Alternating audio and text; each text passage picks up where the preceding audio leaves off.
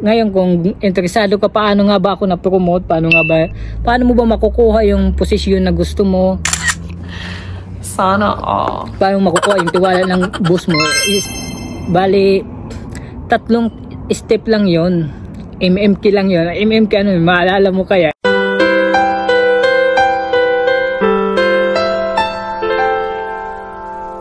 Hindi yan, alaala mo kaya? Hindi MMK na, maalaala mo kaya? M, magsipag ka, tas isang M, isa ka ba sa may planong o may balak magtrabaho dito sa abroad at naiisip mo ba kung mapupromote ka ba dito sa Saudi, kung anong mapupromote ka sa company nyo, kung nag-iisip ka ng ganyan at kung paano mo magagawa? Ito ay gagawan kita ng video para sa'yo. Welcome back sa panibagong vlog natin, at gagawin ko tong video na to para sa ibang gusto ma-promote. Kung gusto mo lang naman ma-promote, para sa itong video na to. Tapos kasi nga karamihan sa atin minsan pag napopromote na, sasabihan tayo na nagiging sip-sip naging sip-sip daw tayo kaya napromote tayo. Yun ang sabi-sabi ng iba. Pag napopromote tayo, masasabi naging sip-sip tayo sa boss. Actually, ako sa ngayon, hindi naman ako officially promoted, pero napromoted na ako dito sa amin. Tapos masasabi kong hindi ako officially promoted kasi wala akong papel na hawak, walang certificate na binigay sa akin. Just talk, tapos talk lang, tapos siyempre dagdag sa sahod. Kung abot naman sa sahod, pag-usapan natin hanggang sa tapusin mo lang tong video na to, kasi sasabihin ko sa'yo kung may dagdag ba sa sahod pag napapromote ka dito. So kwento ko sa inyo kung paano nga ba mapromote dito, kung anong tips paano mapromote dito sa Saudi. Kasi ako dalawang taon na nagsabi sa akin na sip-sip ka lang kasi kaya na-promote ka. Nakadalawang taon na yung nagsabi sa akin. Kaso lang wala naman sa akin epekto, kasi yung mga nagsabi nun sa akin, mga taong walang utang na loob. Epekto sa akin kung tao lang na hindi ko natulungan tas nagsabi sa akin yan, okay. Pero kung dito sa Saudi ang tawag dyan, mapikoys, taong mapikoys yan. Sasabihin lang sa'yo ng mga, kung sa English dito, kasi ang English naman ito hindi ganun kagalingan, sabihin lang sa'yo na not good people, not good. Kaya sila yung mga not good people. Kaya hindi ko yung papansinin na nagsasabi sa akin ng mga sip-sip. Ngayon kung interesado ka, paano nga ba ako na-promote, paano mo ba makukuha yung posisyon na gusto mo, paano makukuha yung tiwala ng boss mo, isa lang naman yun. Bali tatlong step lang yon. MMK lang yon. MMK ano, maalala mo kaya? Hindi yan, alaala mo kaya? Hindi MMK na, maalala mo kaya? Magsipag ka, tas isang M, maging totoo ka, tapos yung panghuli na key, know your limitation. Yung una, yung magsipag ka lang, kasi hindi lahat ng oras nandyan yung boss nyo. Wala dito sa shop, dito sa coffee shop o nandito sa Saudi, hindi lagi yung boss nandyan, kasi uso dito yung CCTV. Tapos hindi sa dami ng mga business nila, hindi yun palagi andyan. Kaya kailangan maging masipag ka lang. Kahit yung wala yung boss mo, magtrabaho ka lang, kasi ganun yung ginagawa ko. Kahit yung wala yung boss, kahit walang nakakakita sa'yo, magtrabaho ka lang, kasi darating yung panahon na makikita din nila yan na may ginagawa ka. Kasi kung sakali di mo gagawin yung trabaho na yun, sample di mo gagawin, kasi nga wala namang boss, walang nakakakita. Pagpunta ng boss mo, tapos makita yan na hindi mo nagawa, magtatanong yan sa kung sinong tao dyan, o kaya magtitingin yan sa CCTV, tapos doon na malalaman na pag wala sila dyan, nakatambay ka lang, kung nakatulala ka lang dyan, hindi ka gumagalaw. Kaya dapat masipag ka.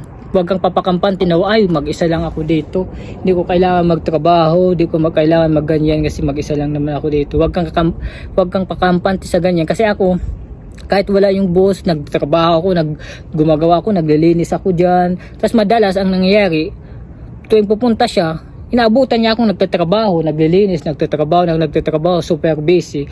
Tapos paulit-ulit na nangyayari yun, tuwing aabutan niya ako, nagtatrabaho ako, kasi nga Yun na din yung nakasanayan ko, basta naka-duty ako, magtatrabaho ako. Yun yung unang tip natin is magsipag ka lang. Yun ang pinaka-importante yan, magsipag ka lang. Tapos pangalawa yung aim na maging totoo ka. Parang maging totoo, doon na pumapasok din yung pagiging sip-sip, yung sinasabi nilang sip-sip.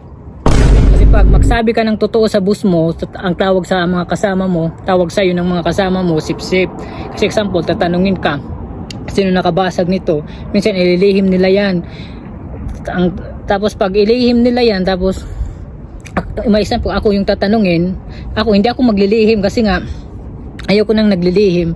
Hindi ko kailangan takpan sila kasi wala naman yan sila ambag sa akin, wala silang ambag sa buhay ko. Bakit ko kailangan takpan sila sa mga pagkakamali nila? Kung ayaw nilang magsabi ako doon, ayaw nilang hindi naman yung sumbong kasi tanong yun eh. Kung ang masasabing pagiging sip-sip kung nagsusumbong ka, pero kung tinanong ka, hindi yun sumbong. Sagot lang tawag doon. Sisa nasagot mo ng totoo yung boss mo. Doon isa yun ang isa sa pinakamahalaga, yung maging totoo ka sa boss mo. Sabihin mo kung may tinatanong sa'yo, wag mong i-cover yung kapwa mo Pilipino kasi hindi ka matutulungan ng kapwa mo Pilipino umangat. Minsan nga sila ngayong nang-down sa'yo, ganyan tulad ngayon, sabi ngayon na ang dami kong narinig na, ang dami kong nabasang mga message na hindi magaganda, ganyan kasi kapwa Pilipino mo din yung magda-down sa'yo. Totoo yun. Totoo yun. Kaya minsan, wag mong i-cover yung kapwa Pilipino mo. Hayaan mo, kung nagkakamali sila, pasensya, nagkamali ka. O, ganun lang. Hindi. Mas okay pa sa akin, tawagin akong sip-sip ng kapwa ako Pilipino kaysa na tawagin ako ng mga Arabo na to na sinungaling. Backup nila lagi sa pagtatanong nila, mga CCTV. Hindi ka pwede magsinungaling yan. Tas, anong mapapala mo kung sakali ika-cover mo yan, ika-cover mo sa mga mali nila? Anong mapapala mo? Mabibigyan ka ba ng sahod nila? Pumunta tayo dito sa abroad para magtrabaho, para kumita ng pera. Ganun yung pinunta natin dito. Hindi tayo pumunta para i-cover yung mga pagkakamali ng kasama natin.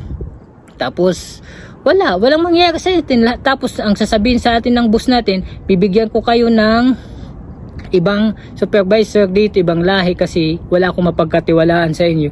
Papayag ka ba nun? Siyempre hindi. Kaya sabihin mo na lang ng totoo. Kung ayaw mong may masabi sa yung kasama mo, mag-ingat ka sa trabaho mo. Huwag kang papakalimot-limot, huwag kang pagaganyan-ganyan. Ganun lang. Hindi yun masama. Walang masama dun. Kung iniisip ng iba masama yung pagiging sip-sip, yung pagsasabi ng totoo sa boss mo kung nagtatanong, huwag mong isipin yan. Mga utak talangka lang yung nag-iisip ng ganyan. Iisip nun mga ganito lang kaliliit o kaya iniisip nila na ganyan. Gusto nila kakaber sila. Diyos ko, cover. Putangina. Kakaber ka sa kuan ka. Kabatid ko nga baka di ko i-cover pa ganyan. Kasi pumunta ka dito para magtrabaho. Ayusin mo yung trabaho mo. Ganun lang yun. Ako hindi ko kailangan magpa-cover sa kanila kung may nagagawa kong pagkakamali din. Sabihin, kung nagtanong si boss, sabihin nila, ganun lang yun. Ganun lang ka-basic. Kasi lang, iwas ako magkamali, iwas na ako sa pagkakamali. Pinipilit kong maging maayos yung trabaho ko. O yun yung pangalawa natin, yung maging totoo ka lang para sa promotion. Tapos pangatlo, yung know your limitation. Hindi po nagtitiwala sa'yo yung boss mo, masipag ka na, tiwalang-tiwala na sa'yo yung boss mo, magiging boss ka na din. Hindi ka pwede maging boss. May boss ka na dito, wag kang magpiling boss. Kung may suggestion ka, wag kang magpipiling boss. Kung may suggestion ka, okay, magsabi ka sa boss mo. Pero maghintay ka pa rin sa desisyon niya, wag yung ikaw yung magde-decide kasi may boss na kayo. At alam mo yung limitasyon mo. Kung may desisyon siya, tingnan mo, tapos kung may suggestion ka, subukan mo sabihin, then wag ka lang magde-decide na ikaw magde-decide kasi hindi ka naman boss. Wag kang mag-failing boss lang. Know your limitation, yun yung pinakahuli nating pag-uusapan. Know your limitation, dapat alam mo pa din yan, irespeto mo pa din na may boss kayo. Hindi ka pwede ganyan-ganyan na magde-decide ka na kung anong gusto mong gawin. Hindi ka boss, hindi ka may-ari ng shop na to. Kaya dapat alam mo pa din kung hanggang saan lang yung limitasyon mo. Yun yung mga dahilan kung bakit na-promote ako dito. Bakit hindi pa naman ako promoted na may papel. unofficial pa nga kung sasabihin ko, unofficial pa siya kasi wala akong papel na hawak, wala akong certificate. Pero sa sahod, siyempre, pasensya na sa matatamaan nito sa mga kasama ko. Alam ko minsan naglihim ako sa ganito, pero may sahod po ako na dagdag, may dagdag sa sahod ko yung ganyan, yung pagiging supervisor ko dito sa shop na to, pagbibigay ko ng mga suggestion, may dagdag po yun sa sahod ko. Hindi po ako magtatrabaho, hindi ko po yung gagawin ng libre lang. Diyos ko. Kung gusto mo ma-promote itong video, para sa iyo talaga to. Tandaan mo lang yung MMK, maging masipag, maging totoo ka, at pinakahuli yung know your limitation. Dapat alam mo kung hanggang saan ka lang. Huwag mong papangunahan yung boss mo, huwag mong pangunahan yun. I-respeto mo yung desisyon niya. Kung may suggestion ka man, tingnan mo lang kung pwede ma-approve o hindi. Kung hindi naman, di okay, ganun lang yun. Huwag mong ipilit kung anong gusto mo. At yun lang po para sa promotion. Sipagan lang natin.